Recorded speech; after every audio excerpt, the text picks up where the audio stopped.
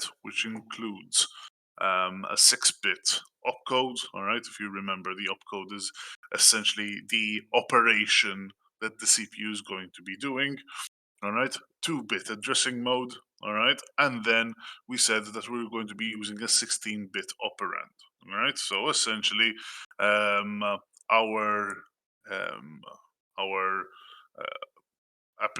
our our instruction sets can either take up 1 byte or 3 bytes. Why 1 byte or 3 bytes? Well, if you remember, um, uh, we basically talked about the different instructions, for example, that a CPU can actually handle, all right, such as the halt, the increment, decrement, and so on and so forth, in this fictitious CPU, all right, which are denoted by these op codes. However, we also know that not every operation would require, okay, um, would require an operand. All right, essentially, an operand basically means variable upon which we're going to apply this operation. Okay, um, so for example, the halt operation does not actually require any form of additional input for it to be carried out. All right. Whereas the add operand, the add operation, sorry, would require a value that it needs to add. All right. Therefore, that would require an operand. Okay. So far, so good, guys.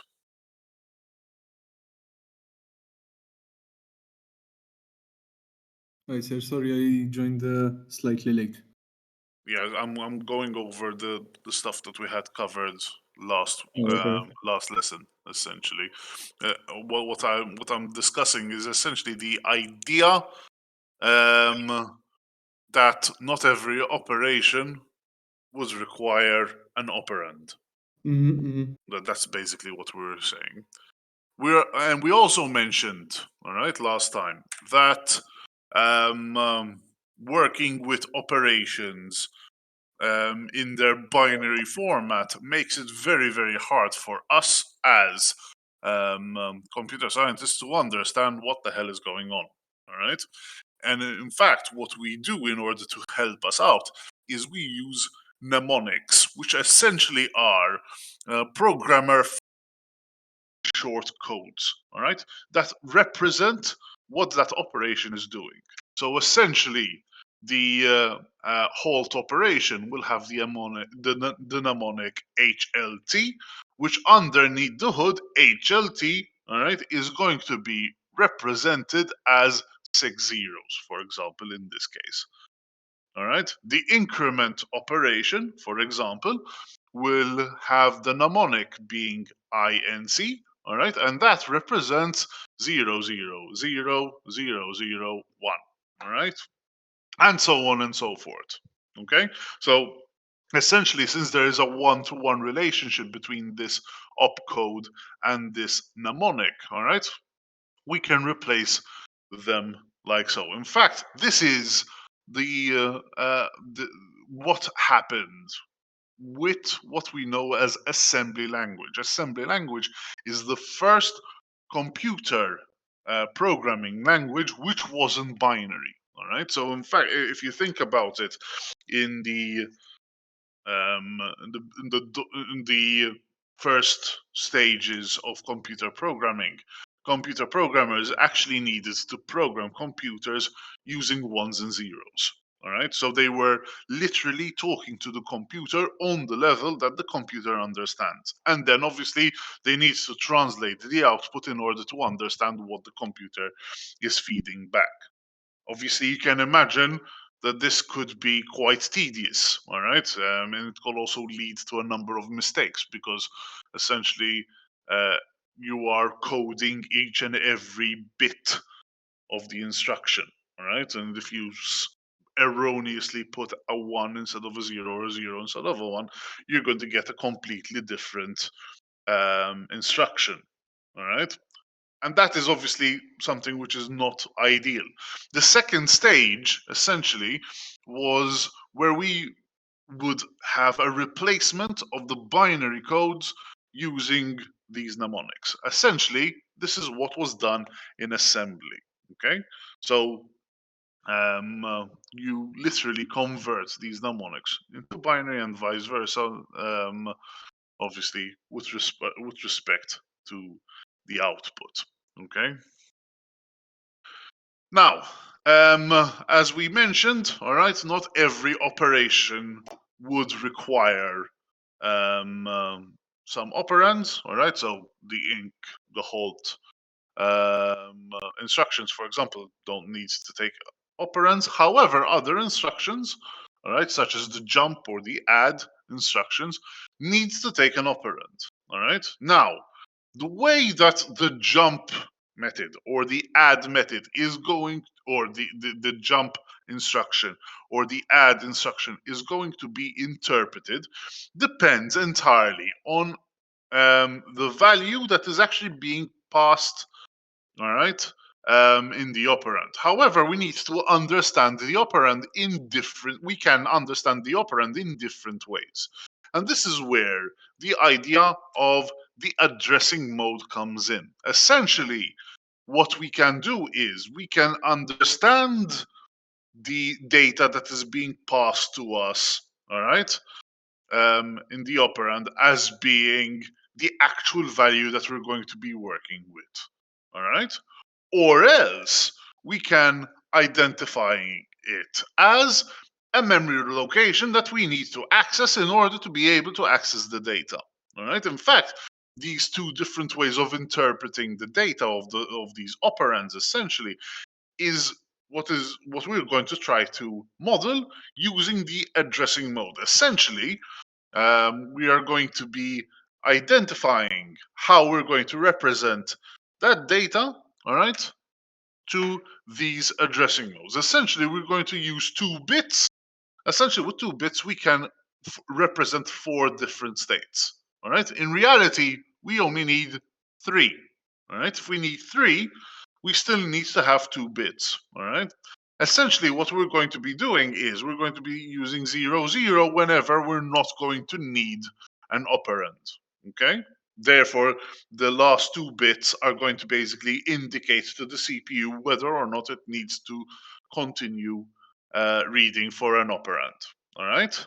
01, on the other hand, is going to be used as immediate addressing. Do we mean by immediate addressing? Essentially, the data that we're going to be passing as the operand is going to be the actual value that we're going to be using in our instruction.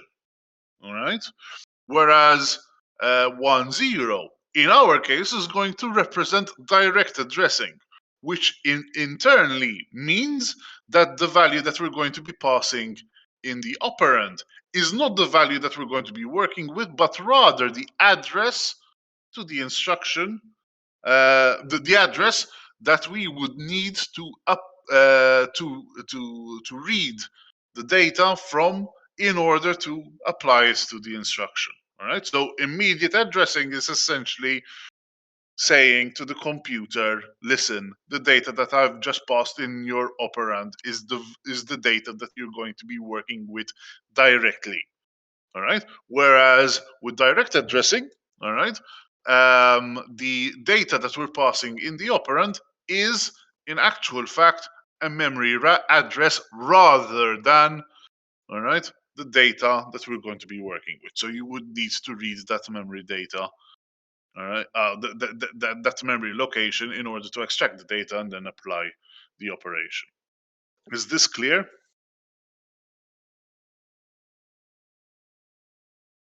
Yes, clear from my end. Thank you. All right. Yes. So obviously these are the 3 different states that we need to represent. What about 1 1? Well, essentially 1 1 is not going to be used. Okay. So um, um, like with the previous mnemonics, all right, in order to be able to use to simplify our lives as programmers, what we do, all right, is we would use the mnemonic I, all right, as a postfix essentially to our previous instruction mnemonic, all right, to indicate that the addressing mode that we're going to be using is immediate. Conversely, if we use the character D as a prefix, as a postfix, sorry, to the mnemonic of the instruction that we were um, going to be used, then essentially would indicate that we're going to be using direct addressing. So, in simple words, what do we mean? If we take the instruction add, all right, ADD, all right, and we place, all right, the postfix I to it, so it becomes ADDI. That means that we're going to add using immediate addressing. All right. However, if we're going to be using direct addressing, we need to represent it as A followed by triple D's. All right. So add followed by another D. All right. That means that we're using direct addressing. All right. So essentially, if we had to look at it under the hood, okay, we are going to have 6 bits that reference what operation we're going to be doing, 2 bits to identify the addressing mode that is going to be used, and another 16 bits to identify what the operand is going to be. In this case, all right, these two instructions are nearly identical. The only difference is in the way that the addressing mode is indicated. So in this case, all right, we're using the operation load to the accumulator, LDA, okay, using in this case immediate addressing. And since we're using immediate addressing, this value, which if you had to convert it back into integers, will give us the value of 3. It means that we're going to load the value of 3 into our accumulator. That's essentially it. Okay? On the other hand, since over here we're using direct addressing, all right, then this instruction would change so that we would load the data stored in memory location 3 into the accumulator. Any questions up to this point? No, it's clear, sir. Okay. So as you can see, with this kind of information, we can really and truly create our own programs, our first programs, okay? And here would be an example program, okay? So let me put this to the side over here.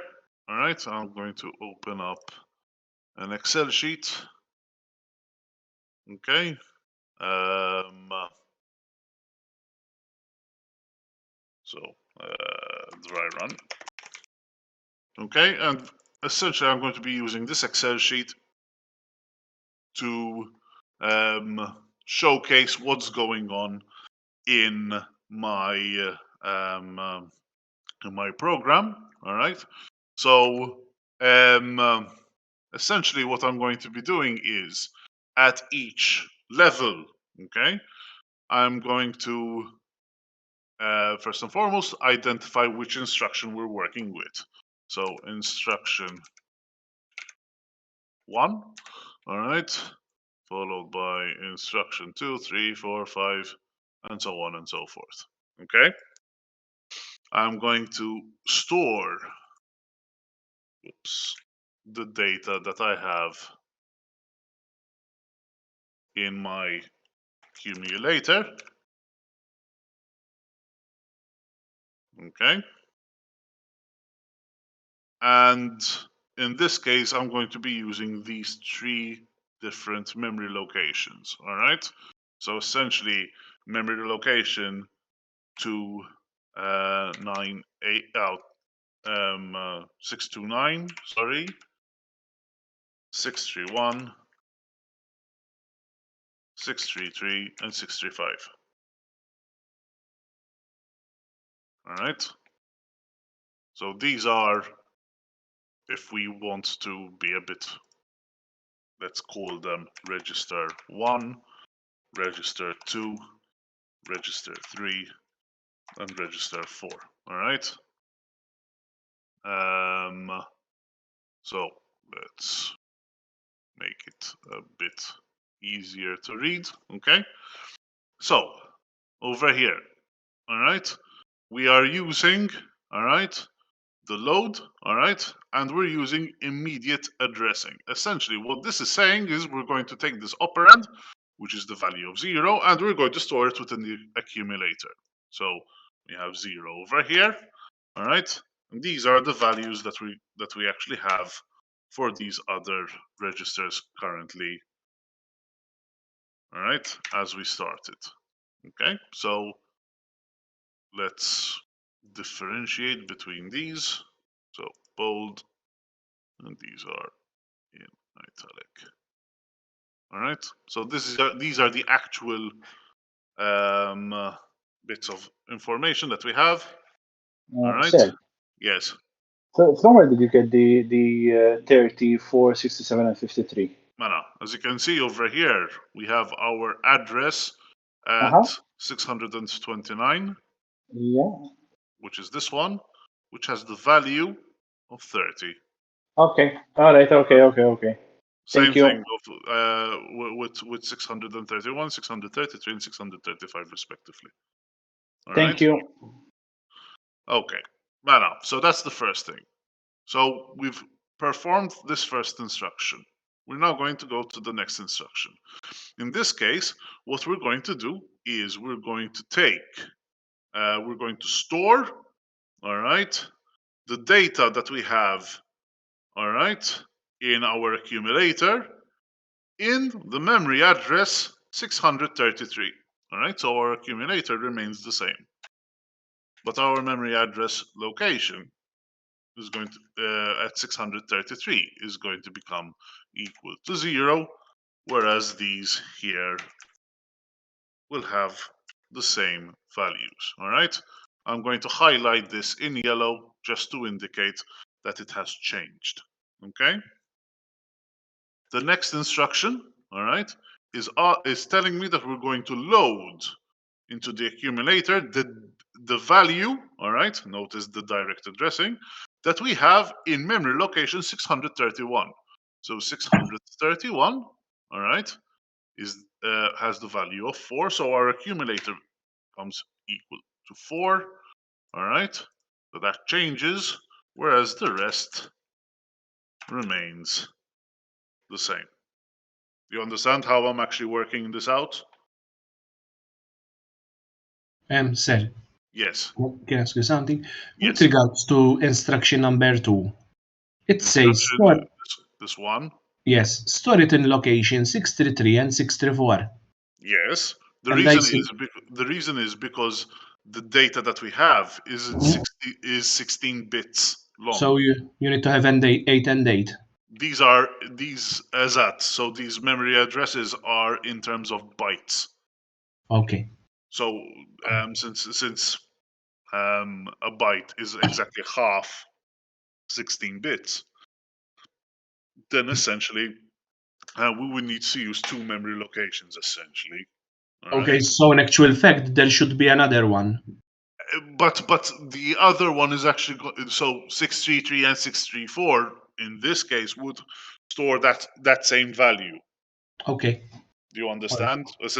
Essentially we're using both bytes in order to store that value. All right. Okay. Okay. Okay. Okay. Thank you. Thanks a lot. All right. So we have done instruction 3. Now we're going on to instruction 4. Instruction 4 basically asks us to decrement, all right? And decrement basically decrements the contents of our accumulator. So this becomes 3, all right? Therefore that changes, whereas the data that we have within our registers remain the same, okay?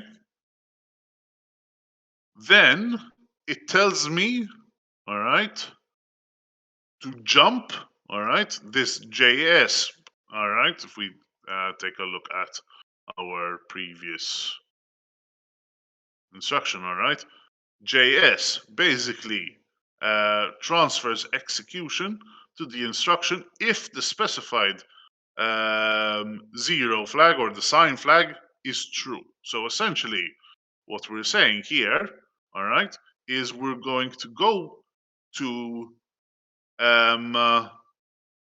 location to instruction 268, or rather, the instruction held in 268. All right. If the number in my accumulator is negative, is the number in my accumulator negative?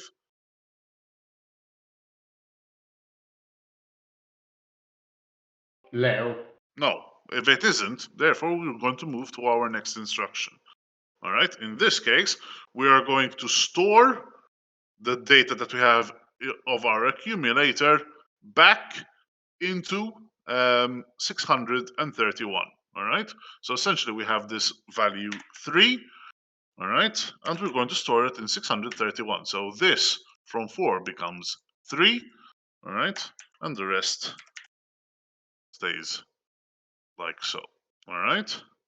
The next instruction, all right, it tells us that we're going to load into the accumulator the value that we have in 633. So the value that we have in 633 is the value 0. So this is what has changed. All right. The rest remain as is.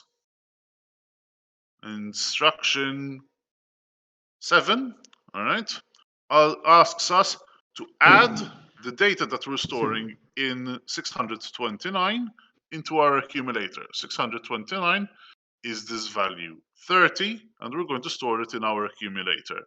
So 0 plus 30 is going to be equal to 30. All right, so that has changed, and everything else remains the same. Sir, Yes. instruction 5. Can you please repeat for instruction 5 where you decrement 61 to number 3? Mala. It's instructions. So 1, 2, 3, 4, 5. Mala. Let me be sure that so first is load value of 0 into the accumulator, then 633, store this in 63, which we did, then load 631 to the accumulator, 631 into the accumulator. Over here we're decrementing. Right. Sorry. These should actually be moved down, and these would remain the same. All right.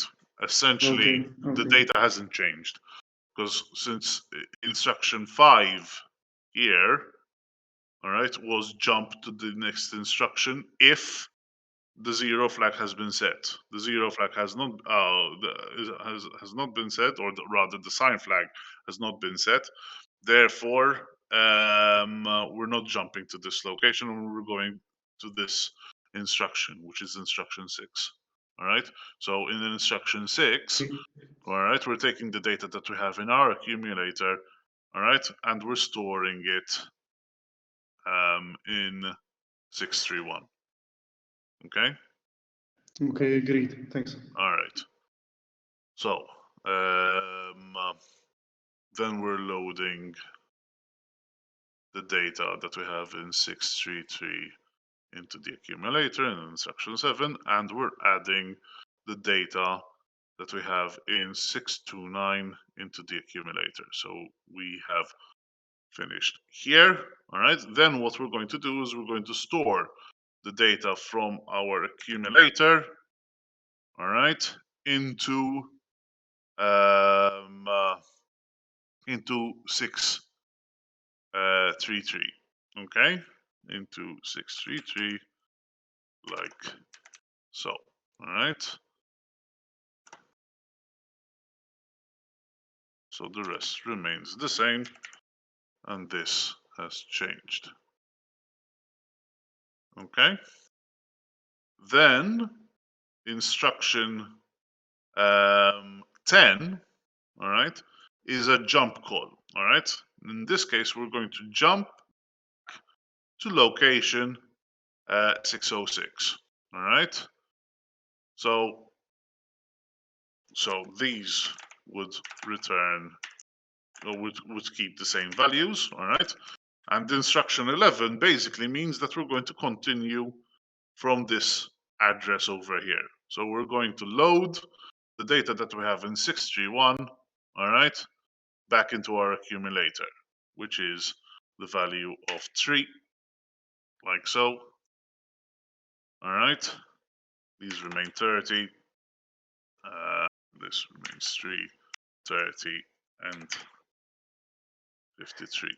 All right. We're going to decrement. All right. So from 3, this becomes 2. Okay.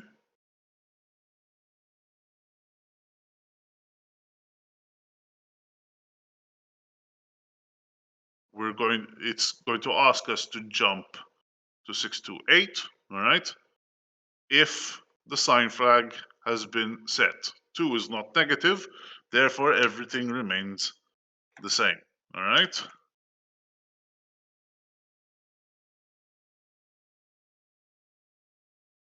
We continue. All right. We're going to store in our accumulator, all right, the value that we have, the value that we have in our accumulator in location 631.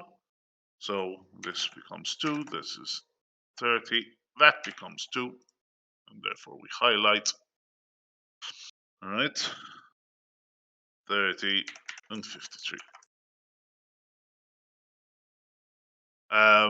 Then we're going to load into our accumulator the value that we're storing in 633.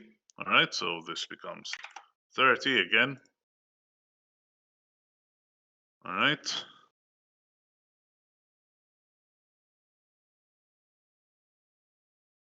We're going to add, all right, the data from our accumulator, okay, with the value that we're storing in 633. All right. Or sorry, 629. So we have 30 plus 30. That gives us 60.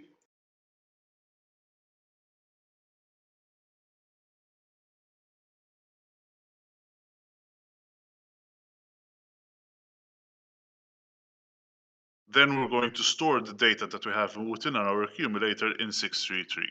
So this is 60, 32. That's going to change.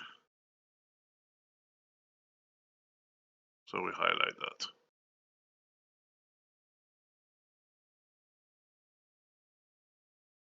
All right. So we've done that. All right. And we're going to jump back to 606. So so 60, 32, 60, 53. And we go back to 606. All right, so 606 is basically going to ask us to load into our accumulator the value that we're storing in 631. Let me actually freeze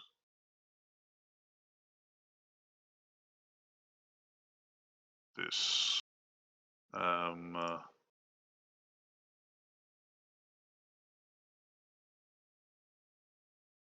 There you go.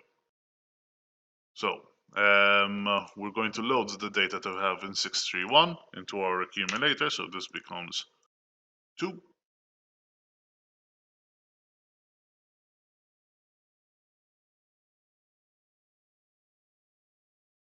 All right.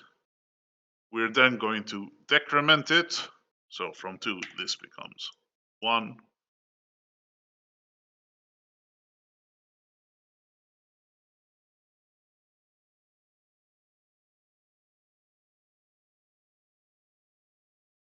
And we're going to check whether or not we're going to jump to 628. If our sign is negative. Is our sign negative? No. So it remains the same.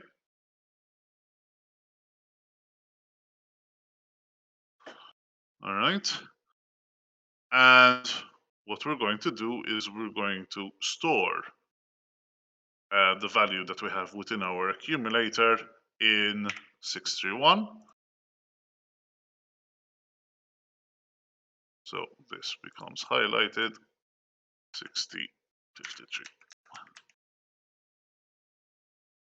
23. Now, instruction 23 is, so after we've stored it, we're going to load into our accumulator the value that we're storing in 633. So this is going to get the value of 60.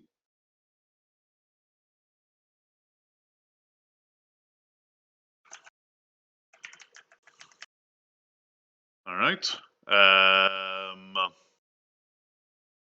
And it's going to ask us to now add the value that we have in 629 to our accumulator. So this from 60 becomes 90.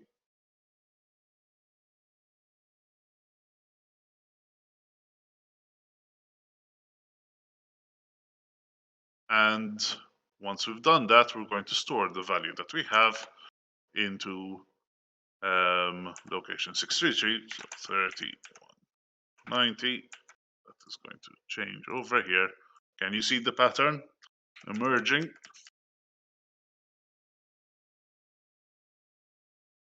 Then once we've done that, we're going to jump back to 606. So 90, 31, 90, 53. We're going to load what we have in 601. Oh, 631, sorry. So that becomes 1. 31, 90, 53.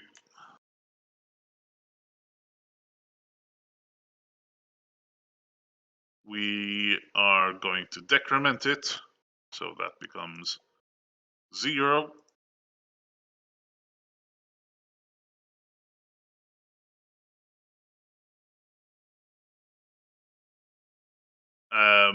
And we're going to check whether or not the value in our accumulator is 0.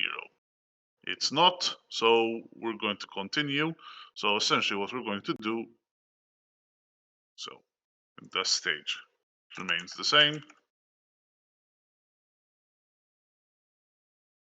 And this stage, all right, we're going to store the data that we have within our accumulator in location 631. So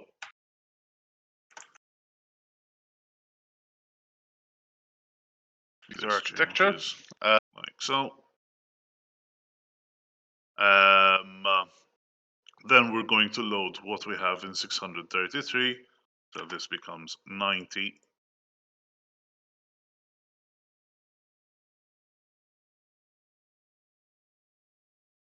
All right, we're then going to add the data that we have in 629. All right, so this becomes 120.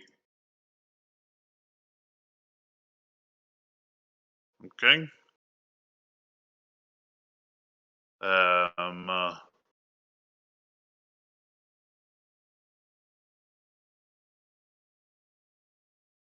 So once we've done that, then we're going to store our data in 633.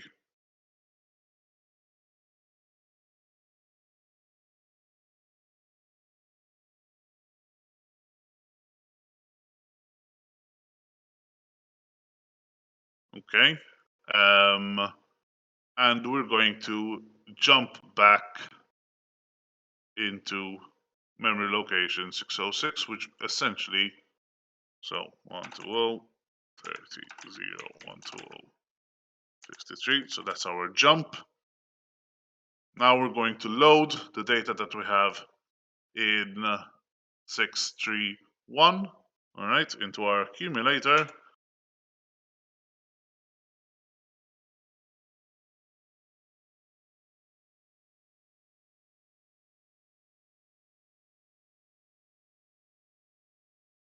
We're going to decrement, so this becomes -1.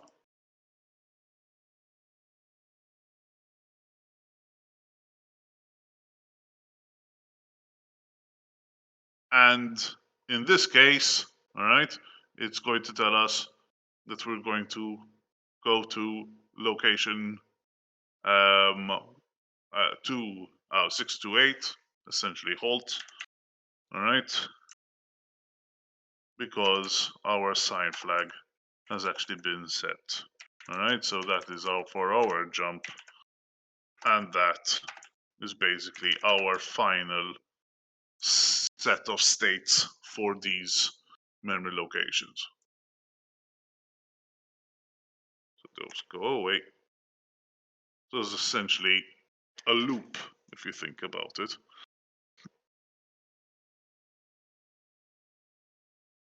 Is this clear, guys, as to how this worked?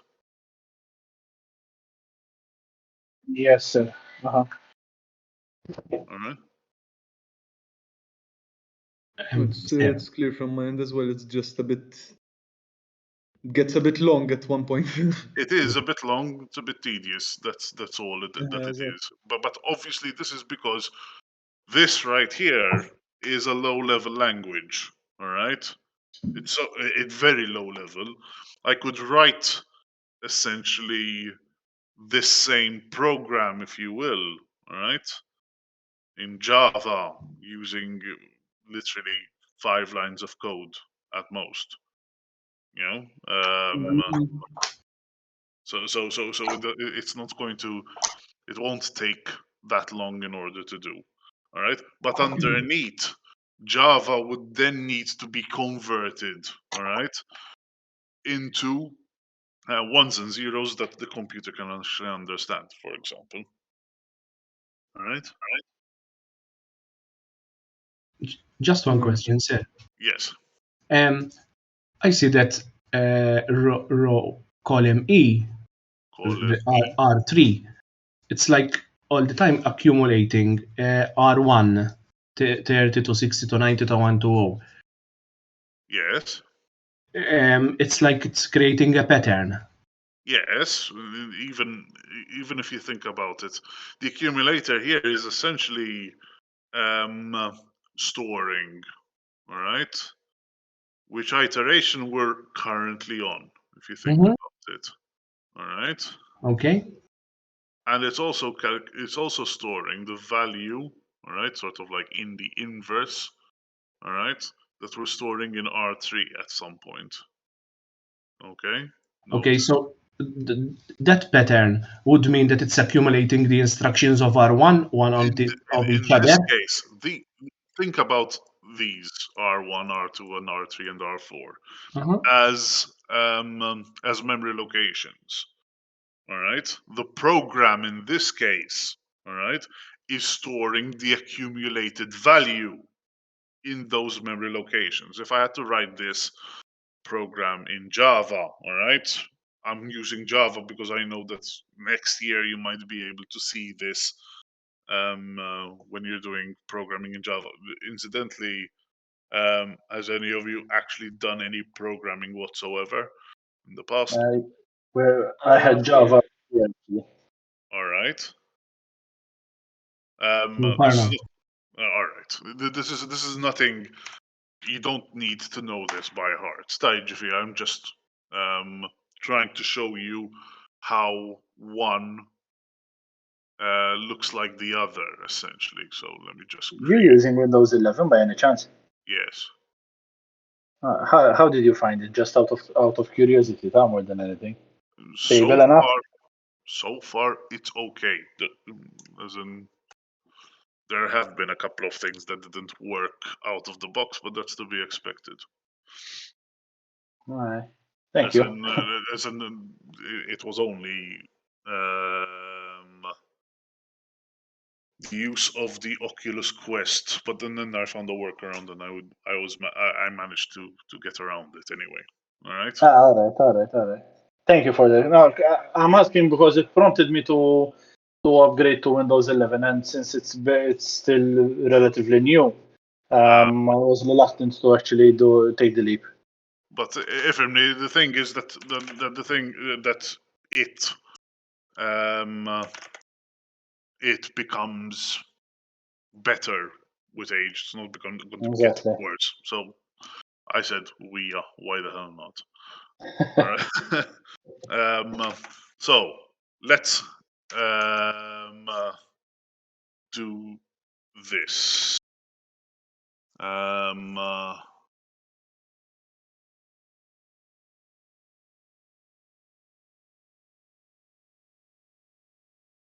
R2 is equal to 4. R3 is equal to 67. And R4, that's going to be equal to 53. R4, sir. Yes, R4. Thank you. All right. So essentially, what I'm going to do is for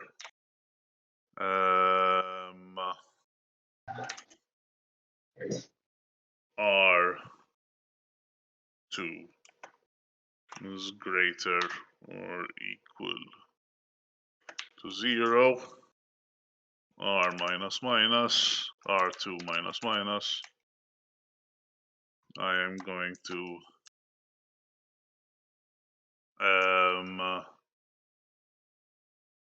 at first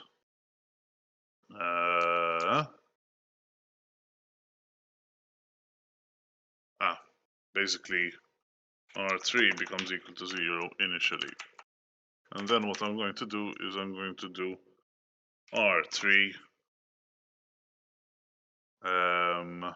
is going to be incremented by R1. This would replace all of this, essentially.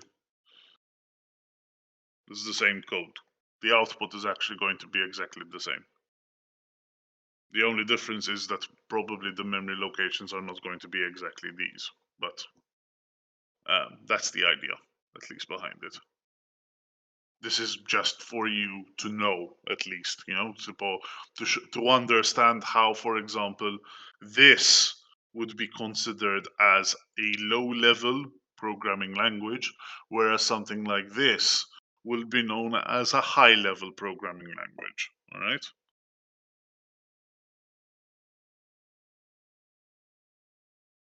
Does this make sense? Yes, sir. Thank you. All right. Okay.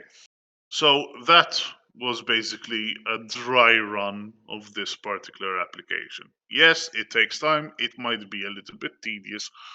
However, all right, this is what is actually going on underneath in your CPU. This is why we actually have computers, because computers can do a lot of tedious stuff automatically for us. All right. So essentially, that closes off the topic of the instruction set. And it leads us very handsomely into the topic of your second assignment. All right. Essentially, it is an application of assembly language. All right. So this is your second coursework, and essentially, it's designed in order to strengthen your knowledge with regards to assembly language, like we've just done over here. Okay. It's worth 15% of your final overall mark of the course. All right. The average workload for this assignment is around 15 hours. I'm issuing you it today. All right. And the deadline is going to be Friday, the 15th of April, 2020. all right, which is essentially the Friday before the start of the next term. All right. So I was being a bit kind to you guys to give you guys time in order to study for your term exams. All right, and then you'd be able to continue working on your assignment after the term exam. All Thank right. you. You're welcome. Okay. So, obviously, that is the deadline. The extended deadline. All right, for late submissions would be on the Sunday. All right. Obviously, but that would incur a penalty. Okay. So, essentially, the idea behind this assignment is to strengthen your idea behind your knowledge about assembly language to get a better understanding of how CPUs work and also further improve your academic research and referencing techniques. Obviously, we're going to be expecting a PDF submission to your assignment, all right, onto Moodle. Please double check that you can actually see the assignment on Moodle, all right, as well as the upload area. It should have already been set up for you. Can you please double check quickly?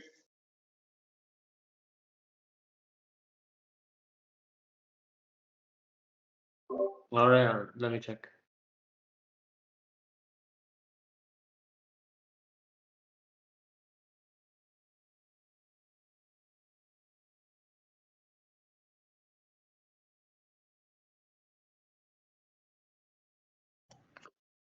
Only I don't see the coursework 2 there.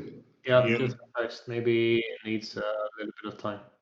Maybe it needs to be opened up. And I was just wondering because sometimes I might have forgotten to open it up. Just let me double check. Assignment coursework 1 only is visible for the time being. Coursework 2, no? Coursework 2. No. Coursework 2, no. Mana.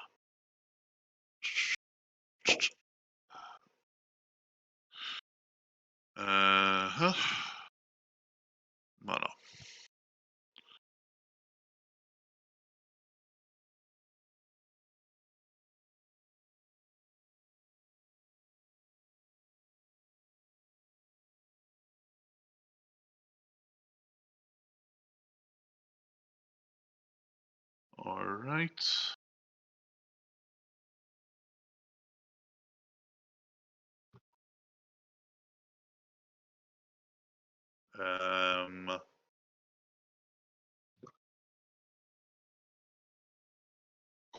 Check again now. It should be visible.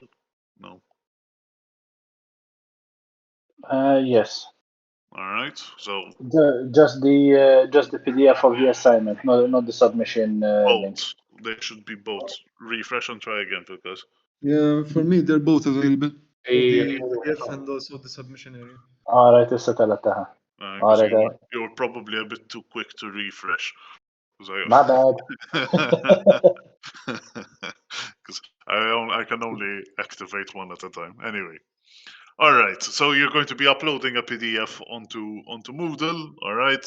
Obviously using proper English. All right.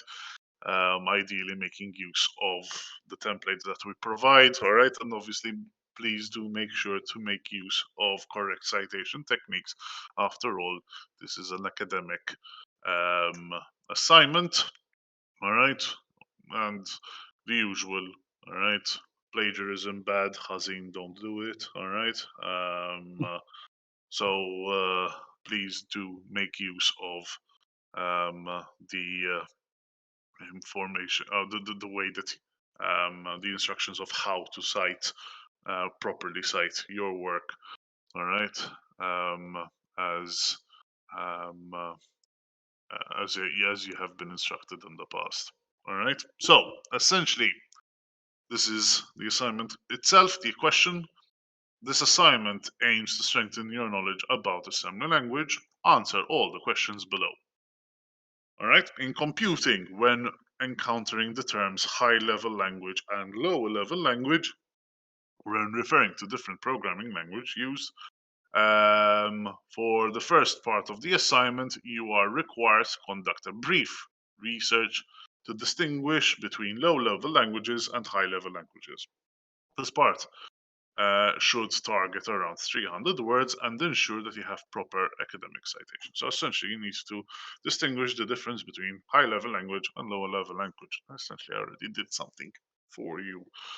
Now, all right, part B asks you in the next part of the assignment, you are required to write an assembly program that will be able to find the sum of the following series.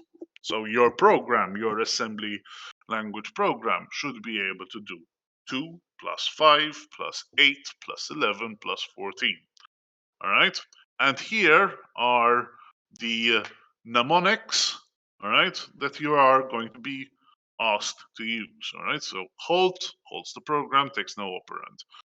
Inc increments the value of the accumulator, takes no operand. Dec decrements the value of the operand and takes no value. Neg complements the value of the accumulator, so essentially it negates it and takes no operand. Add adds the value that you're passing to the accumulator.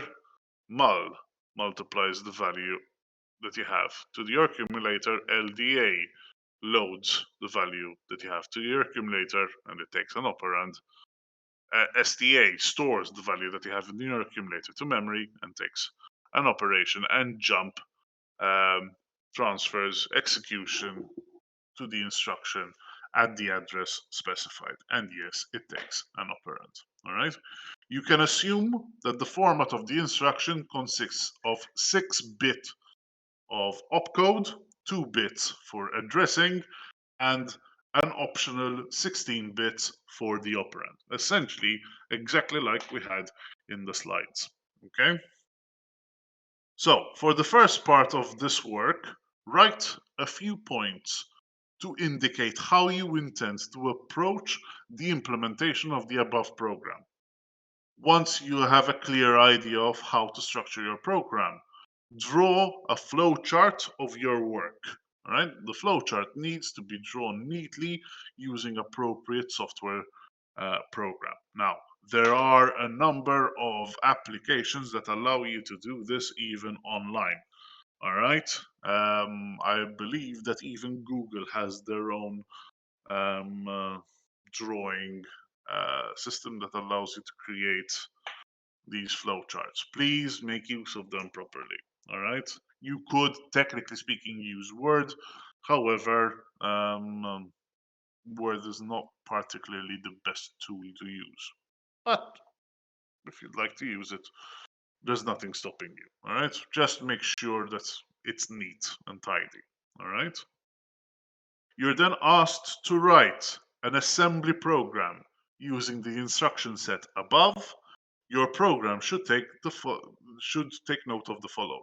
So first and foremost, you need to store each number of the series in a separate memory location. All right. So you need to store the value 2, the 5, the value 8, the value 11, and the value 14 in separate locations. All right. That's the first thing. You should assume that the accumulator and any memory locations initially contain random values. All right. It is good practice to refresh memory locations prior to use. The total obtained should be stored in a separate memory location. So once you've performed that addition, the result of that addition should be placed in a separate location. The program should start at memory location 500, while any values stored in memory locations should start at memory location 800. All right? It is necessary to present the values stored in the memory locations in binary format. So, finally, all right, you need to provide a table to indicate how the values of the accumulator and the memory locations are changing with every step. Kind of like what we just did today. The table should look something as below. All right, so you have your accumulator, first memory location, second memory location. All right, instruction 1, instruction 2. All right.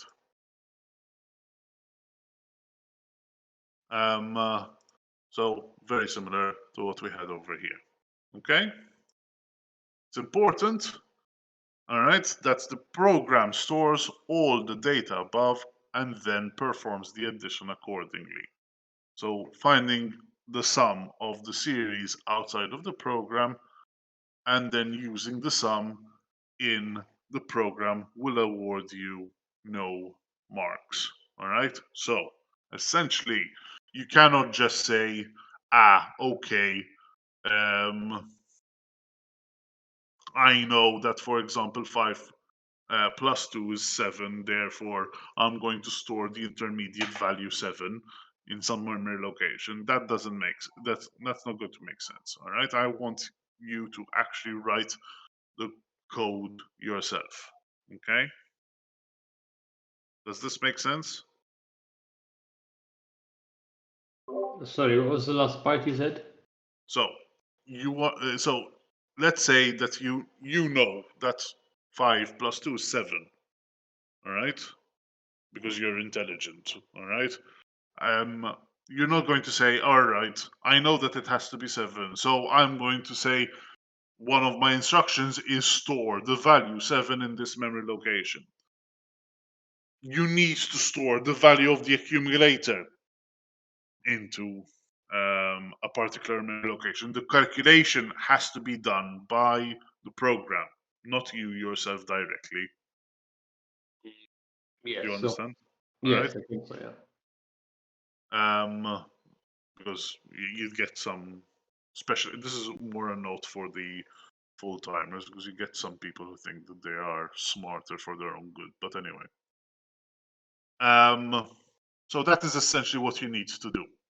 Just as a note with regards to the structure of your program. So first and foremost, you need to compile your answers into a single PDF document. All right. You should have a cover page which has the name, the SM number, the code for the study program, etc., etc., etc. Please make use of the templates that we've provided you.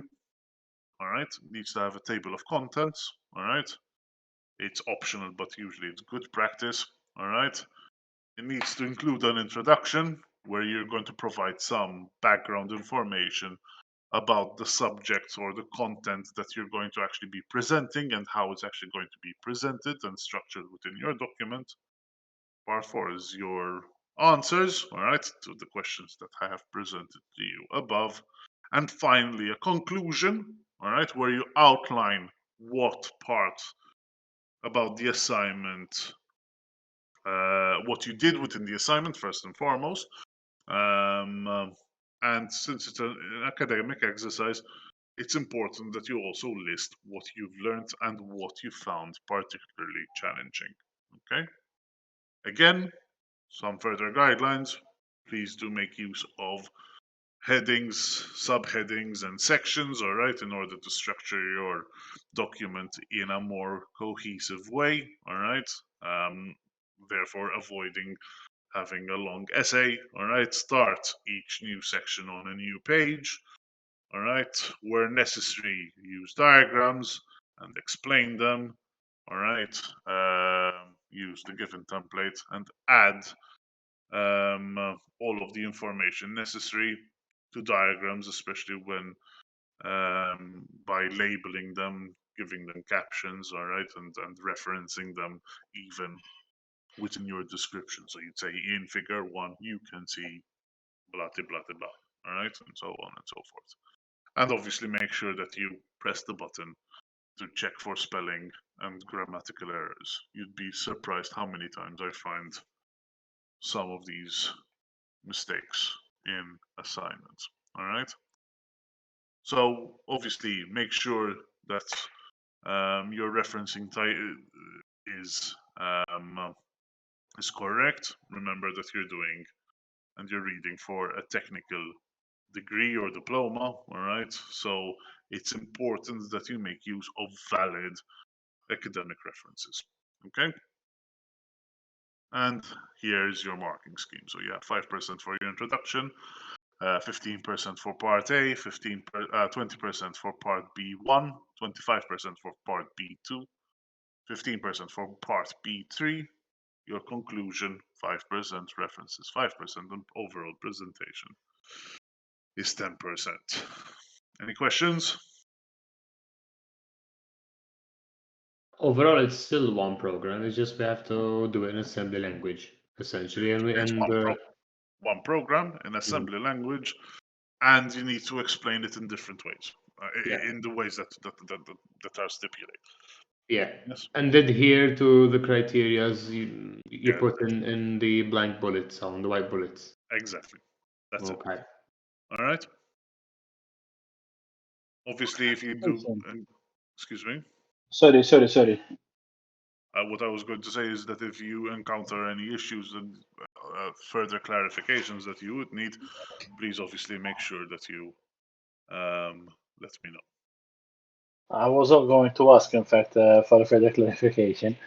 With regards to the program in assembly language, essentially Yes. what we need to do is create a table like the one that we were looking at before, right? Essentially, you need to create something which looks like the program that we were looking at earlier. Yes. All right. Okay.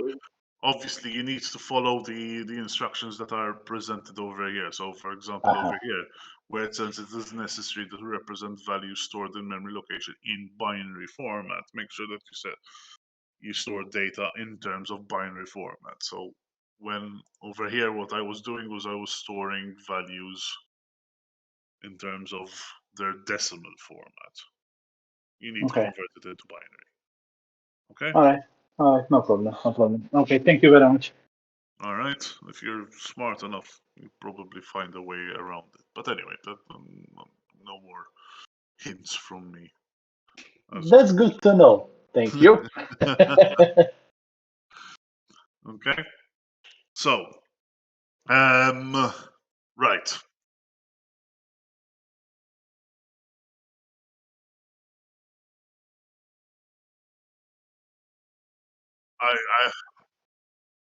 Yeah. I'm going to try to correct them as soon as possible.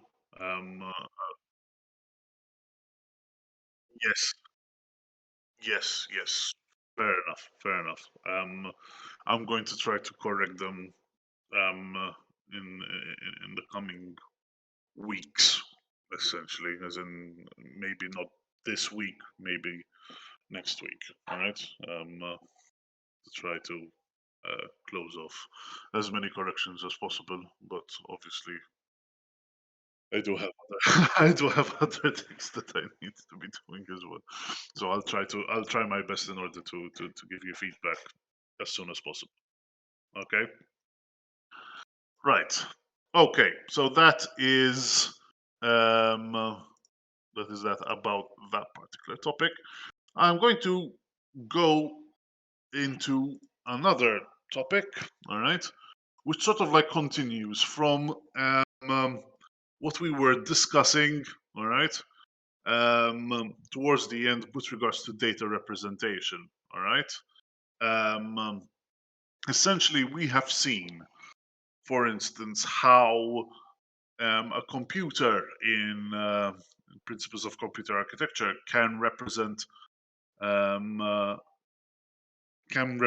integers. All right, we've seen the the unsigned notation, then we've seen the signed notation, then we've seen the two's complement notation, and we've seen the excess notation, and then we said, what about if we want fractions? And we saw the fixed integer and decimal portion notation. We've also looked at, for example, the floating point notation, and then we've also seen how we can actually store strings, if you remember, as in text, all right, through the use of the ASCII code characters and so on and so forth. However, computers don't only work with those types of values, all right? Currently, you're looking at the screen, and you're looking at a video of me, all right, as well as the PowerPoint presentation that I have prepared here for you. And each and every one of those pixels is showing a color on your screen. So how are colors actually represented underneath in computing? Well, when we talk about colors, all right, we have to be specific about what type of colors we're actually talking about. If we're talking about colors that are being used in order to display onto the screen, all right, essentially what we're referring to here is additive colors. In fact, the more color you add, all right, the closer you get to white. In fact, light, or if you take the value of white light, you've probably heard this in the past, that white light actually contains all of the colors, all right, of the rainbow, essentially, all right. So the red with green, with blue, with yellows and oranges and violets and all that. If you add them all together, they make white light. That is why they are known as additive colors. Now, in the additive color space, all right, you usually have three primary colors, which are red, green, and blue. Displays use the RGB system, all right, in order to display color on screen. On the other hand, colors such as those colors that are represented by printers, those use what are known as subtractive colors, all right? In fact, all paints and all pigments and all colors that we're actually seeing in the real world, all right, those are really and truly, so the colors of objects, if you will. So if I take a look at this marker here, I can see that this cap is black and the rest of the body is white because it is made up of materials that have subtractive colors embedded on them. What does that mean? Essentially, subtractive colors do the opposite of what additive colors. Essentially, subtractive colors are colors that take away certain wavelengths, light wavelengths, all right, and only reflect back those wavelengths that it doesn't absorb. So, in essence, with this marker, all right, the wavelengths of light that are hitting this black cap, all right, are being fully absorbed. Therefore, I see that as black because black is essentially the absence of light, all right. Whereas this white part, all right, over here, that is reflecting essentially or pretty much all of the light that is hitting it. Therefore, we view that as being white, all right. This pen, on the other hand, which is blue, all right, okay, essentially it is not really absorbing the color blue. It's absorbing all of the other colors, all right, the reds, the greens, and what have you, but it's reflecting back to my eye the blue color, okay. That is essentially what subtractive colors are all about. In fact, if you think about it, most printers actually make use of the CMYK color space, all right, where the colors are represented as cyan, all right, see, magenta, and yellow, all right. The K represents black, all right. But if you mix cyan with magenta and yellow pigments together, you're going to approximate black, all right. The reason why you don't use just those three colors in every printer is because in order to print black text onto white paper, you're essentially using 3 times the amount of ink. That's why you have a separate reservoir for black ink. But essentially, that is the idea. So far, so good, guys.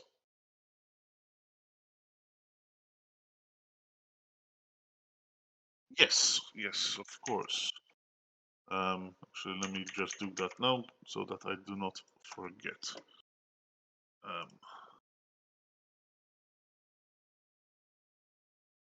Yes. You're more than right. There you go. Okay. So it should be up and visible.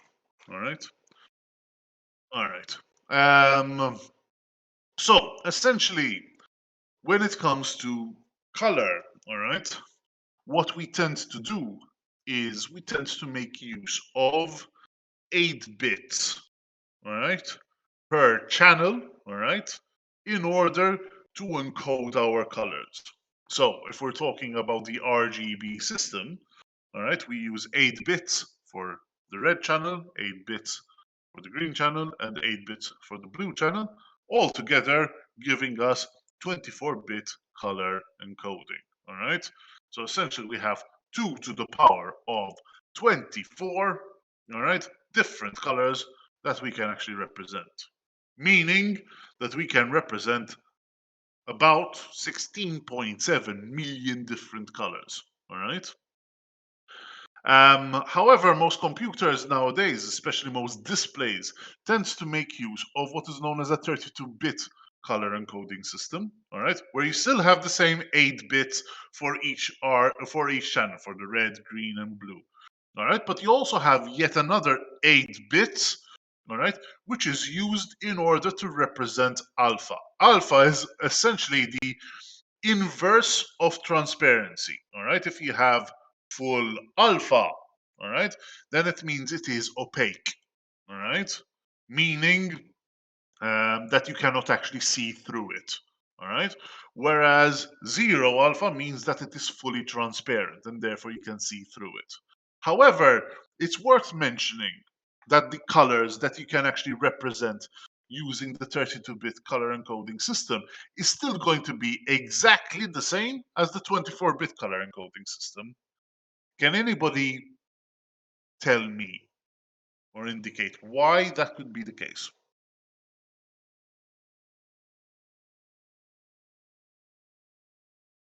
Why is it the case? Let me repeat the question. Why is it the case? Or why do you think it is the case that using 32 bits for representing color, all right, is only going to give us the ability to represent the same colors that we can represent if we use 24-bit color space? Maybe I'm sorry, Alex, your voice was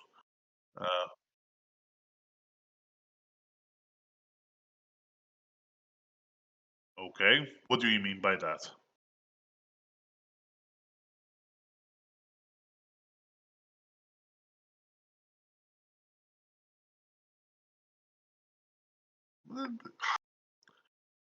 It modifies the color. It does modify the color. However, the final result, let's put it that way, the final result of the color that you're actually going to be seeing on screen is still going to be a value which is in the range of the 24-bit color system that we have over here. So for example, if I had to show you my desktop, for example, all right, so let me just,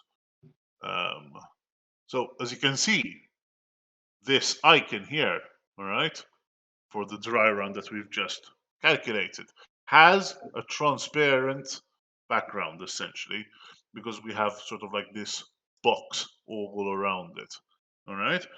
But essentially, the final pixel, the color of the pixels that we see over here, all right, when I'm not hovering over it, even when I'm hovering over it, really and truly, is going to be the color of whatever happens to be behind it, all right? If I'm hovering over it, notice now I have sort of like a highlight box, all right? In that case, all right, the color of whatever is behind is going to be modified by the additive property of the color of the highlight, essentially. Do you understand this principle? So essentially, underneath, all right, the hood, you still have the same 16.7 million colors that you can represent using the 32-bit color system. Obviously, the 32-bit color system allows you, all right, to provide the ability to do this color mixing through the alpha channel, essentially through transparency. Okay. So far, so good, guys. From my end, I'm still finding it a bit difficult to grasp. Why you need that extra 8 bits to do that? Because technically speaking, can't you just make it that, for example, when that icon is not, when you don't hover your mouse over that icon, it has that one kind of color, and then when you hover your mouse over it, it changes into another color to simulate transparency. Okay, if you're going to do that, then what would happen is that every that you would need to store the all of the other colors that it could possibly be, depending on where that object happens to be. So let's take this example, all right? So currently, it's in this sort of like bluish background over here, okay? So you can say, but I can simulate the idea of transparency underneath, you know, by calculating what is the color behind it, etc., etc., etc. Yes, is that what you're saying? Yeah, exactly. But what if I move it here? And then you have sort of a mix of different colors in the transparency area. What if I move it here? You know, and so on and so forth. You know, the problem is that the computer wouldn't actually know that that part has to be transparent. All right, that's why you need those 8 extra bits per color. You know, so if I don't know that that particular pixel needs to, or for that particular icon needs to be transparent, then I wouldn't actually need, I wouldn't know that I need to check about the color that is behind it. Yes. So you need to have those 8 extra bits. I understand the logic behind it, all right. Okay. So the alpha is more like reserved for certain effects. The alpha is reserved in order to simulate the idea of transparency, but alpha is actually the opposite of transparency. When you have full alpha, you have 0 transparency. All right, so it's the inverse. All right, it's basically how opaque your color is. All right. Okay, understood. Thank you. Obviously, in older systems, all right, if you take a look, let's say, for instance, Windows 1, 2, 3, you know, to put the very older systems, all right, they use different color systems altogether. The older systems actually made use of 8-bit color systems. At the time, it allowed you to represent, for example, grayscale color schemes. All right. So you didn't actually have any color. You had 256 shades of gray. All right. So there aren't 50 shades of gray. There are 250 shades of gray. All right. In the older times, Sturja, color was literally represented as black or white. Okay, so 1 or 0. All right. Then you had 16-bit color. All right, which obviously meant that you had less variations of color, but obviously as you or 256 color. All right, so you made use of 8 bits, but you had only 256 different colors, and obviously the way that those colors could actually represent were limited. You know, you only had a set number of colors that you could use.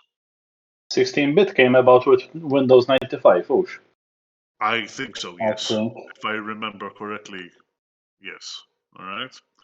Now, nowadays, all right, we tend to make use of the true color method, all right, which is essentially a way of how we represent color, all right, when storing color data in images, all right, so that we can showcase a large number of different colors. As we said, all right, accepting 256 different shades of red, green, and blue, all right, per pixel, gives us 2 to the power of 24 different permutations, which is about 16,777,216 different colors, or approximately 16.7 million different colors. The eye might not be able to distinguish between each and every different shade, all right? However, all right, this true color representation doesn't actually represent the full spectrum that the eye can actually see. All right. I don't know if you understood this term. So essentially, this color spectrum can represent up to 16.7 million different colors. All right. Technically. But the eye in of itself cannot actually differentiate, for example, between all of these different colors. So you might have one color which is one shade redder and one shade less red than another color, and the eye wouldn't be able to tell them apart. However, there are colors within this color space that cannot actually be represented, but the human eye can actually capture them, can actually see them. All right. I don't know if you've ever experienced this in the past. Maybe you were looking for a particular color. You said, so I've seen this particular color somewhere, and I want to try to apply it to this artifact that you're working with, but I cannot seem to find the exact color that I'm looking for. All right. That is because your display cannot actually represent the full range of colors that we can actually perceive. In fact, quick look onto YouTube, or sorry, not YouTube, actually,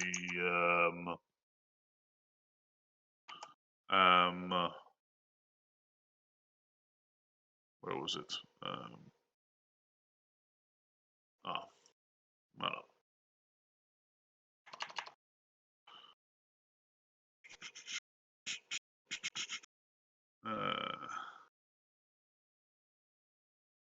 the color space.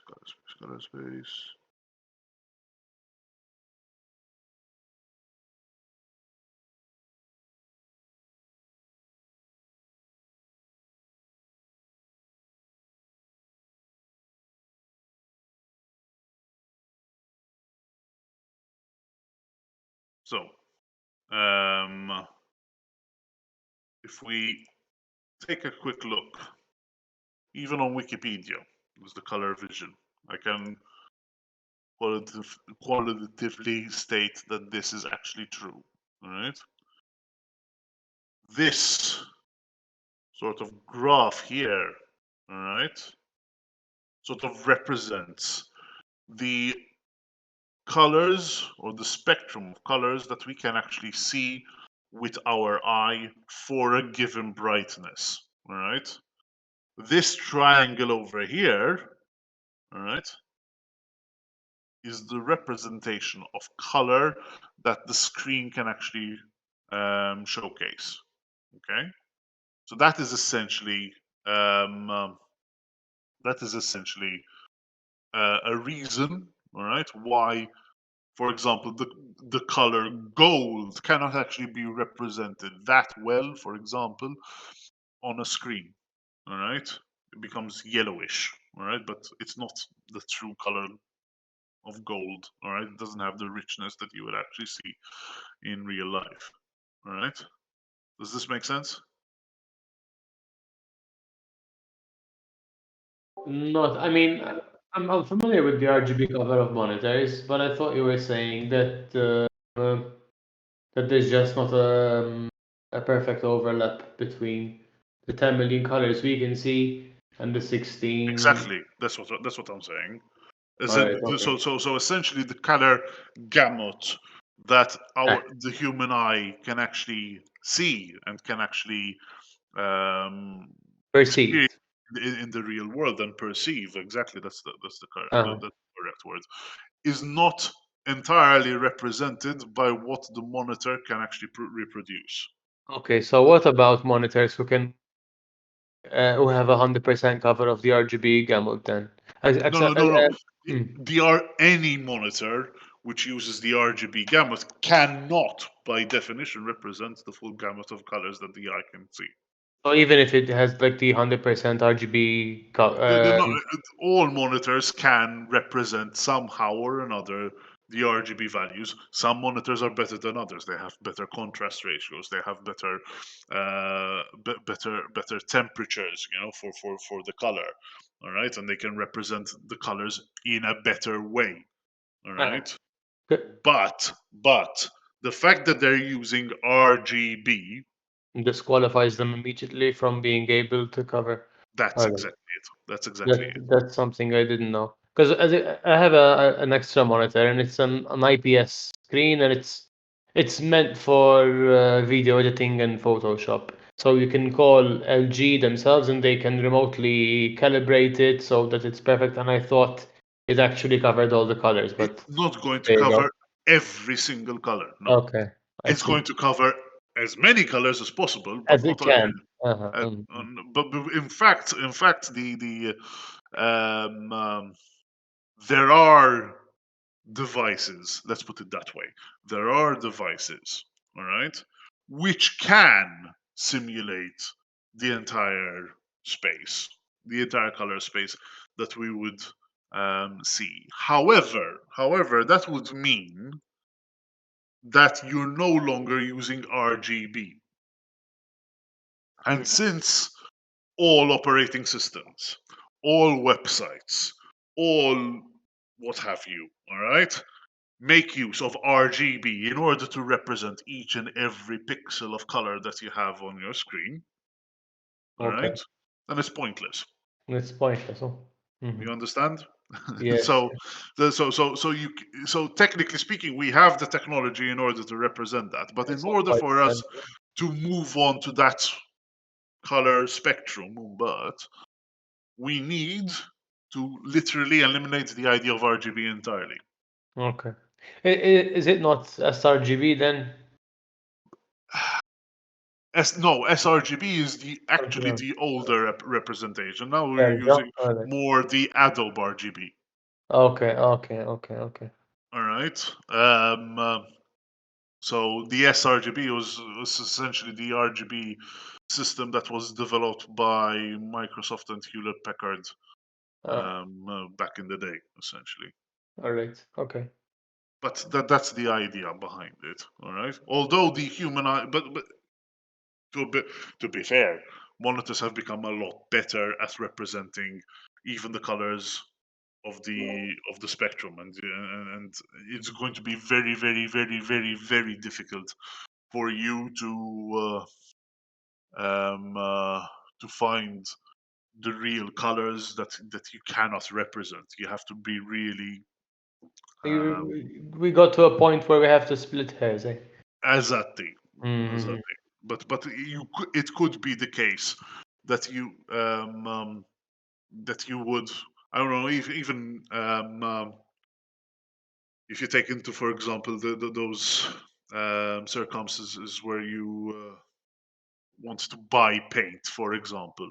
You say, all right, I have this particular device that has a particular shade of paint on it, all right?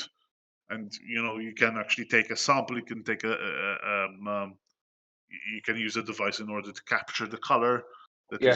that is being used.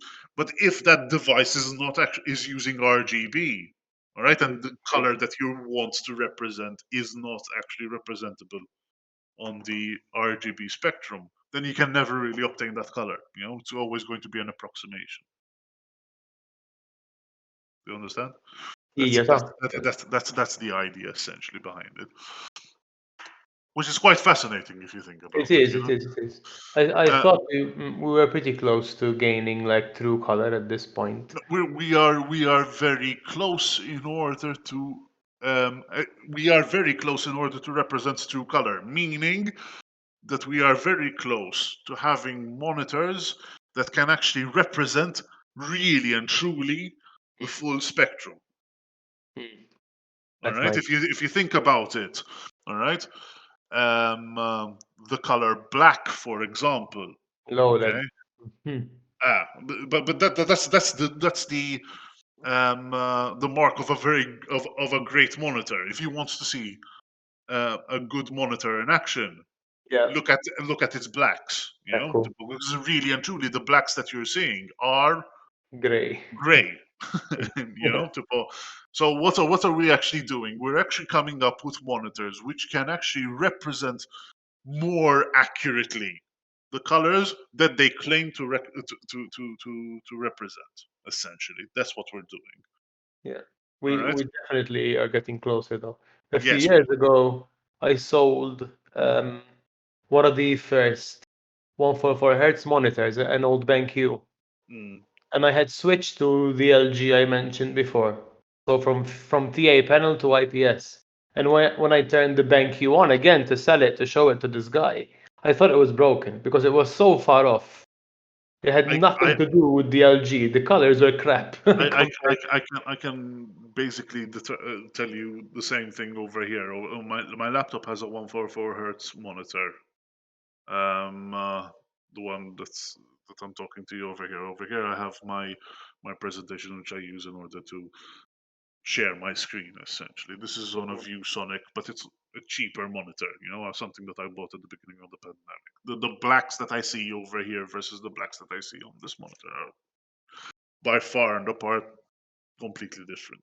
Yeah. In fact, I told him like if you think it's broken, he couldn't understand what I was saying, but to him it was okay because he was used to a crappy monitor as well. Exactly. But anyway, this should actually get the idea Thanks. of color through. So yes, essentially, with the RGB color spectrum, true color tends to fall on or within what is known as a color cube volume, essentially. If you think about it, every color within that color space is going to be made up of a value of a red, of a green, or of a blue, from values from 0 to 255. If you think about it, even in 3D applications, for maybe some of you have actually played around with 3D applications, all right? Unity, Maya, 3D Studio Max, all right, Cinema 4D, what have you, Blender, all right? they always make use of even their axes in 3 different colors. Notice X is always red, Y is always green, and Z is always blue. All right, that's because essentially, even when it comes to color, all right, the color that you're representing falls on one of these discrete values between 0 and 255 on one of these axes, essentially. And in fact, whenever you're storing an image in terms of a raster image, all right, a BMP file, a JPEG file, a TIFF file, or a TGA file, or what have you, even a PNG file, all right, they are making use of 32-bit bits of information in order to represent each and every value of every pixel that you have on that image. Obviously, the bigger the image, the more data you would need to store. All right. One of the main disadvantages of the true color representation is that you cannot really and truly represent the midpoint value. All right. Why?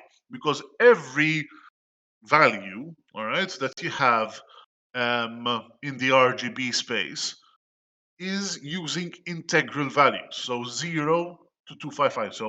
So between 0 and 1, there are no other variations. Between 1 and 2, there are no other variations. Between 2 and 3, there are no other variations. So you cannot actually represent any color that falls in between those two values. This is one of the major disadvantages of the RGB system. All right. Now, as we said, the 24-bit RGB system and the 32-bit RGB system have similar representations. In fact, they can actually represent the same amount of colors. All right. Just the only difference is that the 32-bit RGB system can also allow one to represent transparency, or rather opacity, through the use of the alpha channel. All right. In fact, they're usually stored in this way. The first 8 bits, all right, is dedicated for red. The second 8 bits is dedicated for green. Third 8 bits is dedicated for blue, and the last 8 bits is dedicated for the alpha channel. All right, and altogether, that's 32 bits. Okay. So what about images? All right, how are images actually stored? Now, when we talk about images in computing, we tend to differentiate between 2 different types of images. All right, the first is known as a raster image. All right, a raster image is essentially an image whereby we are representing the color values, all right, in a rectangular grid of each individual pixel, all right, that we have for that image, so that it will be viewable on a monitor, so that we can actually send it to a printer, and so on and so forth, all right, or any other display medium that you can imagine, all right. So essentially, we need to store the color value for every single pixel that you have on your screen or on your in your image, all right, even if it is grayscale, even if it is just RGB, or even if it is using RGBA encoding, all right. Essentially, the amount of data that you would need to represent that particular image is equal to the number of pixels that you have in your width multiplied by the number of pixels in your height multiplied by the number of bits that you're using in order to represent the color. Essentially, that is known as the bits per pixel, all right? And the bits per pixel is essentially going to be the value that we consider as being our color depth, all right? So you have your width, your height, and your color depth, all right? So essentially, if you had to think about it, all right, a 1920 by 1080 image, all right, a full HD image, all right, that basically has 2,730,600 different pixels that you need to represent. all right? Multiply that by 32 bits. That's the number of bits that you would actually need in order to store one HD image, all right? So that's 66,355, 66,355,200 bits. Divide that by 8, that will give you bytes. Divide that by 1024. That will give you kilobytes. Divide that by 1024 again. That would be megabytes. All right. So essentially, each and every single image, all right, HD image I'm talking about here, all right, is going to need round about 8 megabytes in order to store. As opposed to, say, all right, an older format, all right, a 1024 by 768 color image, all right, even if it is 32-bit, all right, divide that by 8, divide it again by 1024, and divide it again by 1024, you can see, whoopsie daisy, I did a mistake. So, 1024 multiplied by 768 multiplied by 32 divided by 4 divided by 8 divided by 1024 divided by 1024. All right, so 1024 by 768 image, on the other hand, all right, with the same color depth, would only require 3 megabytes of data in order to store it. Okay, this was one of the main reasons why, for example, video, all right, in the early days of the internet wasn't really a thing. Most of it was images rather than video. If you think about it, video, which is something that we're going to be talking about later, is nothing but a sequence of images. So that calculation actually becomes worse and worse and worse. Okay, but we'll get to that in a moment. Okay, so that is basically what we know as a raster image. All right.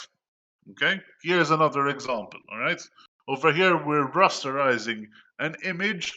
All right, we're using 2 bits per channel. All right, where we can represent 0 zeros being white, 0 1 as being light gray, 1 0 being dark gray, and 1 1 being black. All right, so obviously you'll only be able to represent these 4 different colors on your monitor in this case. All right, now the problem with raster images is that they are completely and utterly dependent on resolution. What does this mean? It means that you cannot take a small image and blow it up, all right, to any resolution that takes your fancy. You cannot just take an image that you might have found on the internet and plaster it on a billboard. Why? Because essentially what you're doing is you are increasing the size, all right, of each and every pixel as you're scaling up, all right. In fact, one of the things that gives computer monitors a very good and crisp display is the density of pixels that are actually displayed per inch. In fact, they're also known as pixels per inch, PPI. All right. On printers, it's different. It's dots per inch. All right, DPI. All right. Obviously, if you are taking an image which at one point, all right, had a pixel which was the actual size of a normal pixel, and you're blowing it up 4 times, then essentially you're making use of 4 times of the height and 4 times of the width, so it becomes blocky. In fact, it becomes what is known as pixelated. All right, this becomes even more even more of a problem when use what is known as lossy compression. All right, so one of the techniques that we use in order to save space, in order to represent images, is through the use of compression techniques. All right, But there are two different types of compression techniques. You have what is known as lossy compression, and you have what is known as lossless compression. Lossy compression, all right, essentially would lose certain amounts of data when you compress the image, all right? Whereas lossless compression, on the other hand, would not lose any data, all right? So imagine, if you will, you're using an image which is using lossy compression, all right, which in turn you're blowing up, all right? Obviously, you're going to get a very, very, very ugly looking final product, all right? Let me give you an example of what a lossy compression algorithm might do. So say, for instance, we take, again, my desktop, because I know it's a bit boring, all right? You know that this portion over here, this is roughly all of the same color. So what we could do is, in order to safeguard the amount of data that we're going to be using, is say, listen, after a certain value in the X, then every one of my pixels is going to be the same color of blue, all right? So that would be a way that you would be able um, uh, to save on compression. Even if I had, say, for instance, a small artifact over here, but that might be lost, all right? Because you're saying, no, I'm going to continue with this particular color value no matter what, okay? Lossless compression, on the other hand, will try to retain, all right, all of the data that you're saving initially, right? That's the difference essentially between them. However, there are also what are known as vector images, all right? Vector images are different from raster images because essentially they do not actually store color values in the sense for each and every individual pixel. What they store, on the other hand, is a mathematical representation of the image that they're actually going to portray. All right. So essentially, what they do is they break down an image in terms of their their geometrical primitives. All right, in terms of lines, circles, triangles, and so on and so forth. Okay. And they would also take into consideration other attributes such as their location, what is going to be their internal color, what is their rotation going to be, what is the outline going to look like, what is the thickness of that color, of that line, what is going to be the color of that line, and so on and so forth. Okay. The cool thing about vector images is that these images can actually scale up, all right, or scale down, really and truly, to any size that you want, all right? Because these vector images, when scaled up or scaled down, and they are going to be displayed in some way, shape, or form, they need to be rendered or rasterized. They need to be converted at some point, all right? However, these vector images do give us the ability, all right, to to have images that are scalable at no matter what size you're doing. All right, this over here is an example of a vector image. All right, notice that over here, all right, in order to display, to create this particular image, we are literally using this code, all right, in order to create an SVG file. All right, just to give another example of a piece of software that actually creates vector images would be something like Adobe Illustrator. All right, Adobe Illustrator creating the .ai files. All right, those files are predominantly, all right, if set up correctly, files that can generate vector images as well. Okay, essentially. The thing behind vector images, even though there might not be as common as, say, rasterized images, all right, what we know as bitmap graphics, they do have a number of advantages, all right?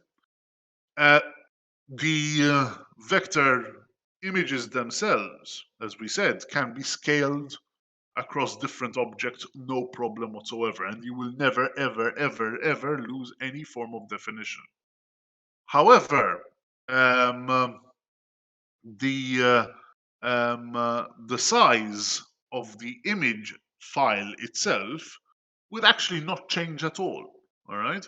Because what is really important for the vector image is the ratios between the components within the image, rather than how many pixels you're actually going to be spreading that particular image onto, all right? In fact, the size of a vector image is relatively small, all right? And it will remain small no matter what display you're actually going to be putting that image onto, all right? Whereas on the other hand, a raster image, all right, would have its size dependent on the amount of pixels, all right, that you're trying to represent, okay? So essentially, vector images, doesn't matter whether or not you're trying to represent an image on a 2x4 inch screen or a 2 km by 4 km screen. It doesn't matter, all right? The resolution is always going to be crisp, all right? So why don't we make wide use of vector images? I think they Because used in the past for they games. do make use of vector images quite a lot. However, when it comes to actual photographs, for example, it's very, very, very, very difficult in order to create a mathematical representation. If you understand. Not really, because I don't get how using a mathematical equation or a So mathematical approach yields a high quality image. no, it's not. It's not because it yields a high quality. Let me try to put it this way. If you took a picture of my face, all right, with all of the skin defects and what have you,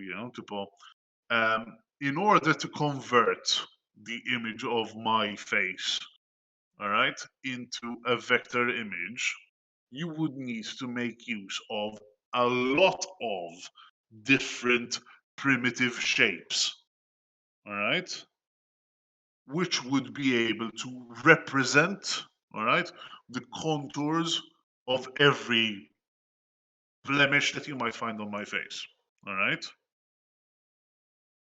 That's that. Right. So, in fact, well,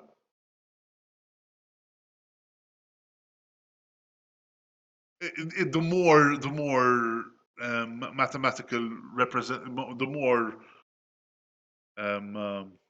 mathematical primitives you have within your image, obviously the bigger the file is actually going to become.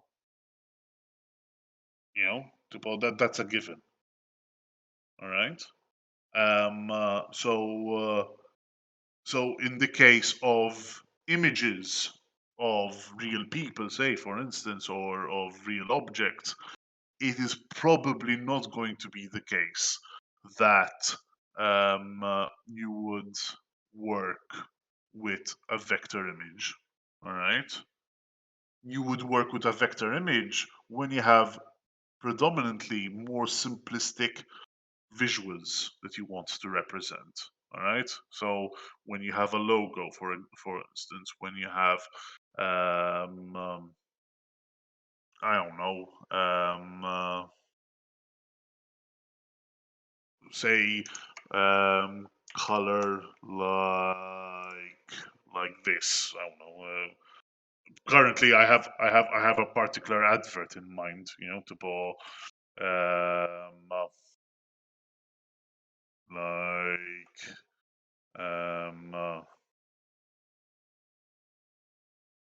was it?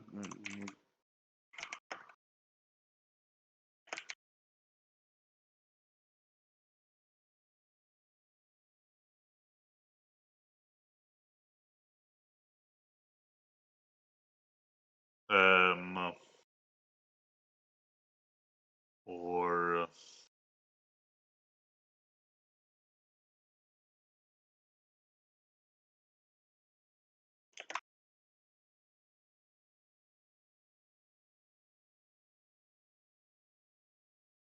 I'm currently thinking of something that you might see on say this, for instance. All right, this kind of image is very conducive to a vector image. Highly that in this case it's not a vector image, all right, because it's really pixelated, all right. But something of the sort, all right, would be very suitable to make as a vector image, right? This kind of art style. If you're going for something which is more realistic, okay, then probably it would make more sense, all right, to use high resolution imagery, all right, because it is easier to scale down an image if necessary rather than scale up.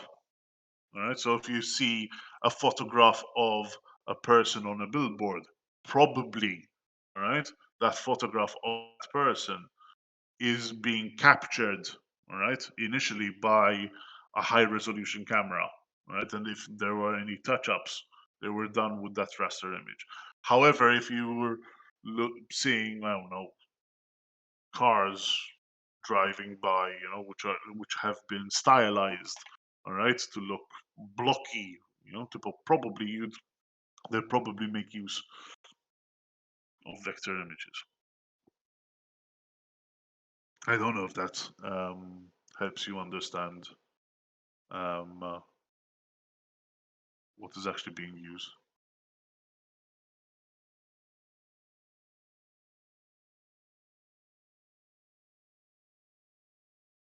Excuse me.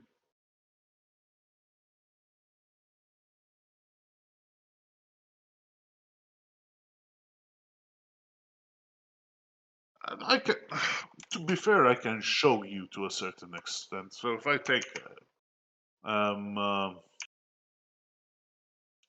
so whoops, there it is. So if I take a portrait, I'm going to try to take something which is a very large image,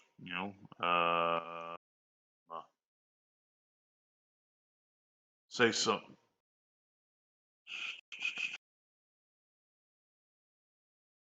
What size? This is a bit too small. I want something which has a very large size. That's not a large image.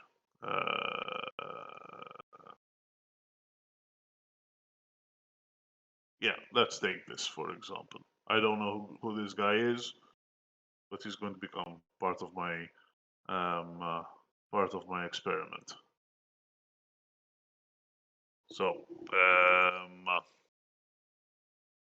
so we have that image. All right, if I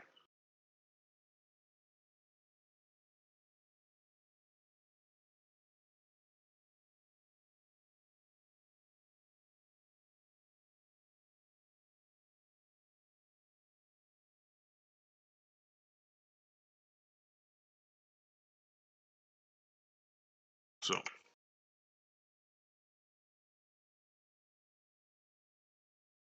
if I take this this portrait and put it into my project, now you're going to see obviously the resolution on my monitor is obviously is not going to help that much because at most you're going to be seeing a high definition image. It's not a 4K monitor or anything of the sort. So, whoops. Full screen. So, let's create a new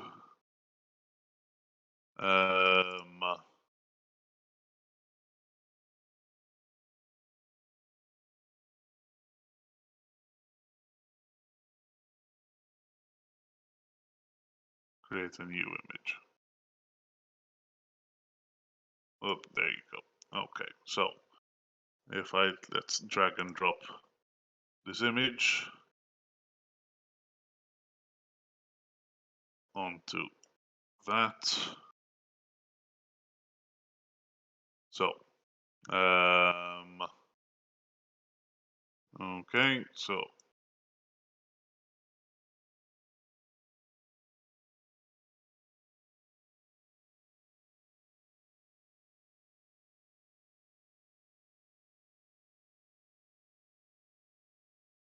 I'm going to try to scale it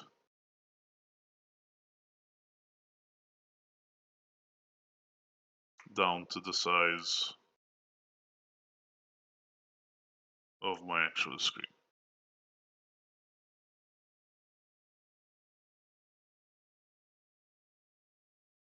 Something like that. Okay, so currently you can see that the image is quite crisp because at the end of the day, this image is still a raster image.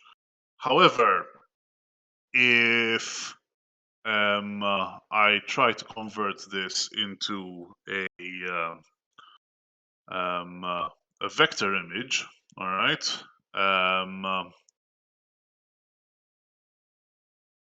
So select that image, edit, object, can expand.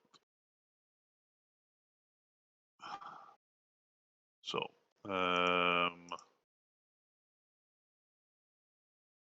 actually, object, image trace, make. All right. So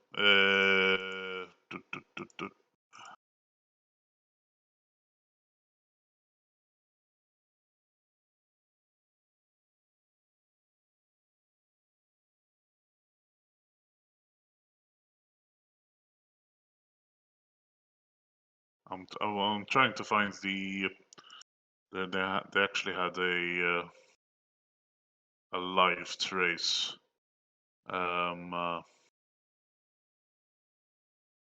I forgot exactly where they put it. I don't really use Illustrator all that much.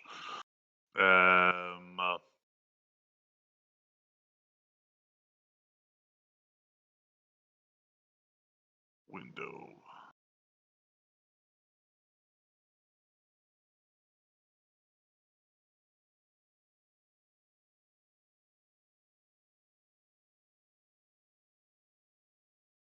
There you go. Image trace. There you go. So I am going to.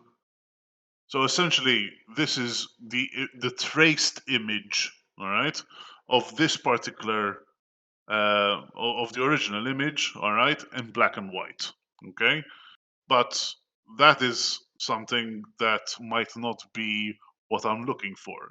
I might say, listen, I want a high fidelity photo, all right.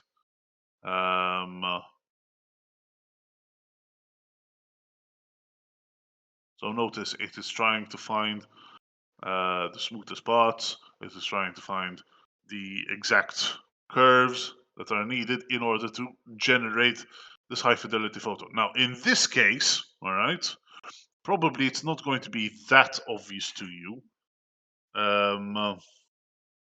Let me actually drag the original image into the scene. Oh, wait, where is it?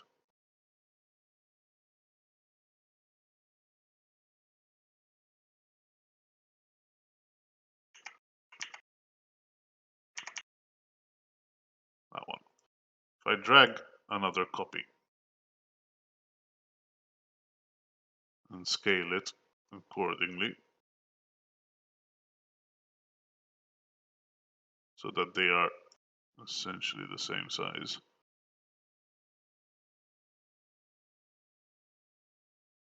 All right, you start to see some imperfection. So take a look at this image that we have over here. All right, that I have selected. The gradient of color that I have over here is very clean. Whereas the gradient that I have over here, probably you won't be able to see, but it is, it's far from perfect. So if I zoom in, It's much good on the fainter time, almost. actually. It's like clouds. it's like clouds, exactly. So you can Mm. see over here, all right, the difference. Whereas It's if more we, visible on the tie, actually, on the difference in yes, in the tie. yes. So for example, if we take a look here, this tie, all right, the color that we have over here is by far much more different than what we have over here. They're the same image. Notice that the image that I was working with here is a I'm using the high fidelity photo. I can improve it by increasing the number of colors, for example. In this case, I'm using 100% of the colors. But notice it's going to take a number of time in order to process it. All right. But it still might not be the same type of color or the same sharpness or the same crispness of the image that I had originally.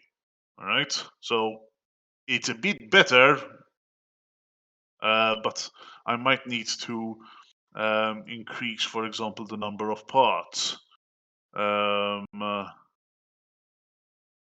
So this is the reason why photographic cameras take pictures in RAW format, so that they Yes. can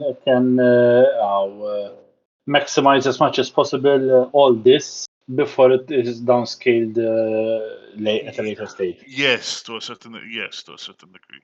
Essentially, when it comes to capturing data in general, all right, if it is images, if it is video, if it is audio, usually initially you would capture everything in raw format, and then you would be able to do your manipulations and your tweaks later. In this case, as you can see, there's already there's already a distinct difference between this version of the image and this other version of the image. So it's not as it's not as simple, if you will, to convert a raster image, all right, because into a vector one, all right. There are certain images which work better. If I took a logo of any company, then probably creating a raster image for that is actually easy to do. So so you'd use them for different reasons, essentially. Okay. Right. I'm going to stop here for today. Okay. Next lesson, we will continue discussing the idea of